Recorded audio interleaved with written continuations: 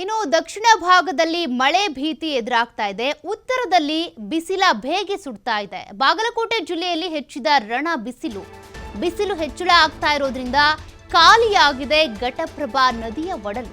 ದಕ್ಷಿಣ ಭಾಗದಲ್ಲಿ ಮಳೆ ಭೀತಿ ಆದರೆ ಉತ್ತರ ಭಾಗದಲ್ಲಿ ಬಿಸಿಲ ಧಗೆ ಜನರನ್ನ ಸುಡ್ತಾ ಇದೆ. ಬಾಗಲಕೋಟೆ ಜಿಲ್ಲೆಯಲ್ಲಿ ರಣ ಬಿಸಿಲಿನಿಂದಾಗಿ ಜನರು ಕಂಗೆಟ್ಟು ಹೋಗ್ಬಿಟ್ಟಿದ್ದಾರೆ. ಬಿಸಿಲು ಹೆಚ್ಚಳ ಆಗ್ತಾ ಇರೋದ್ರಿಂದ ಘಟಪ್ರಭಾ ನದಿಯ ಒಡಲು ಬರಿದಾಗಿದೆ. ಘಟಪ್ರಭಾ ನದಿ ಪಾತ್ರದ ರೈತರಿಗೆ ಈಗ ನೀರಿನ ಸಂಕಷ್ಟ ತಲೆದೋರಿದೆ. ಮುಧೋಳದ 21ಕ್ಕೂ ಅಧಿಕ ಗ್ರಾಮದ ರೈತರಿಗೆ ನೀರಿನ ಸಮಸ್ಯೆ ಎದುರಾಗಿದೆ.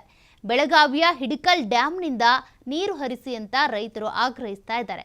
2.5 TMC ನೀರು ಹರಿಸುವಂತೆ ರೈತರು ಒತ್ತಾಯಿಸ್ತಾ ಇರೋದು ಕಾರಣ ತಾವು ಬೆಳೆದಂತಹ ಬೆಳೆಗಳಿಗೆ ನೀರಿನ ಬವಣೆ ಎದುರಾಗ್ತಾ ಇದೆ.